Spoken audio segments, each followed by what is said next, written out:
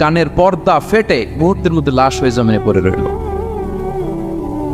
Because they cross their limit, তারা তাদের limit cross করেছে।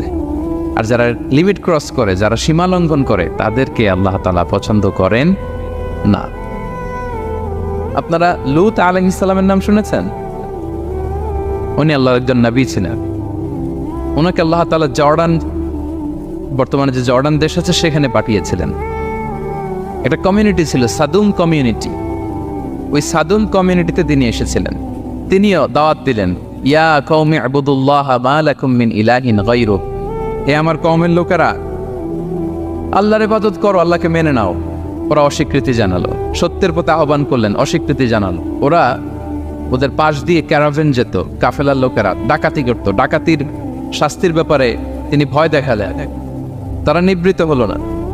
এমনকি তারা সমলিঙ্গের প্রতি যৌন আকর্ষণ বোধ করতো না, আউযুবিল্লাহ। হোমোসেক্সুয়ালিটি, এখন একটা গ্রুপ আছে দেখবেন যে রংধনু নিয়ে মিষ্টি মিষ্টি কথা শোনায় বিশ্বব্যাপী। তাদের স্থান হচ্ছে রংধনু, রেইনবো। তারা ছেলেতে ছেলেতে বিয়ে, মেয়েতে মেয়েতে বিয়ে, এটাকে প্রমোট করে, নাউযুবিল্লাহি মিন যালিক। আমাদের এই মুসলিম সমাজে যেন এই আবর্জনা প্রবেশ করতে না পারে, আমাদেরকে সচেতন থাকতে হবে, ঠিক কিনা? এই সাদুম কমিউনিটির একটা বদ অভ্যাস ছিল, তারা ছেলেতে ছেলেতে বিয়ে করত, পুরুষে পুরুষে। আল্লাহ নবী লূত আলাইহিস সালাম তাদেরকে বুঝালেন যে পৃথিবীতে কেউ এই পাপ কাজ করেনি। প্রাণীদের মধ্য থেকেও একটা পুরুষ প্রাণীর প্রতি আকৃষ্ট হয় না। তোমরা আশরাফুল মাখলুকাত হয়ে কিভাবে এই কাজ করো, তোমরা থামো। তিনি নানাভাবে হৃদয় নিংড়ানো ভাষা দিয়ে দাওয়াত দিলেন, কিন্তু তারা মানল না। তারা এই পাপ কাজ করতেই লাগলো। আল্লাহ তাআলা ফেরেশতা পাঠিয়েছিলেন ওনার কাছে পুরুষের আকৃতিতে। তারা এই আল্লাহর পাঠানো ফেরেশতাদের সাথে এই অপকর্ম করার প্ল্যান করেছিল। তারা মনে করেছিল সাধারণ মানুষ, আসলে এগুলো ছিল কি আল্লাহর ফেরেশতা। তো আল্লাহর ফেরেশতার সাথে যেহেতু এরকম পাপ কাজের চিন্তা করেছে, তার মানে দে ক্রস দেয়ার লিমিট। কি বলেন? সীমা লঙ্ঘন করে ফেলছে। আযাব, পানিশমেন্ট তাদের জন্য অবধারিত হয়েছে। আল্লাহ তাআলা শাস্তি দিলেন। কি শাস্তি দিলেন? সিম্পল, জিবরাইল আলাইহিস সালাম এসে পুরো শহরটাকে উল্টায় ফেলে দিলেন।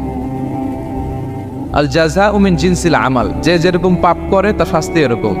ওরাও স্বাভাবিক মানুষের যে নেচার, এটার উল্টায় ফেলছে। কি বলেন? পুরুষ আকৃষ্ট হবে, সেক্সুয়াল অ্যাট্রাকশন ফিল করবে নারীর প্রতি, নারী পুরুষের প্রতি।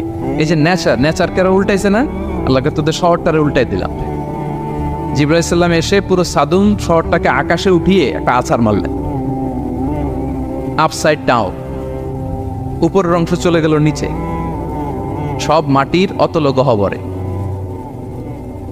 ফাজআলনা আলিয়াহা সাফিলাহা ওয়া আমতারনা আলাইহিম মিন সিজারাতিন মিন সিজিলিম মানদুদ। আল্লাহ বললেন, উপরের অংশ নিচে নিয়ে নিলাম, পুরো শহরটারে উল্টে দিলাম, আর পাথর বৃষ্টি বর্ষণ করলাম, সব শেষ। ওই জায়গাটা আজও আছে, ওইটা জর্ডান এবং ইসরায়েলের সীমান্তে। এটাকে এখন বলে মৃত সাগর, আল বাহরুল মাইয়িত আরবিতে, ইংরেজিতে বলে ডেড সি। কি সি? Dead sea. মৃত সাগর কেন? কারণ ওখানে কোনো প্রাণী জন্মায় না। ওই সাগরে কোনো মাছ নাই, কোনো ব্যাঙ নাই, এমনকি কোনো শ্যাওলাও নাই। গজবের জায়গা। লবণের density at least 10 times more than the natural sea। সাধারণ সাগরের পানিতেই তো কত লবণ, আমরা মুখে নিলে রাখতে পারি এত লবণ। ওইটার চেয়ে কমপক্ষে 10 গুণ বেশি লবণ রাখতো। গজবের জায়গা, আযাবের জায়গা। এবং আযাব কেন এসেছে? দে ক্রস দেয়ার লিমিট, তারা সীমা লঙ্ঘন করেছে। আর ইন্নাল্লাহা লা ইউহিব্বুল মু'তাদিন, আল্লাহ তাআলা সীমা লঙ্ঘনকারীকে পছন্দ করেন না। আরেকজন নবীর কথা বলে এই পয়েন্টটা শেষ করি।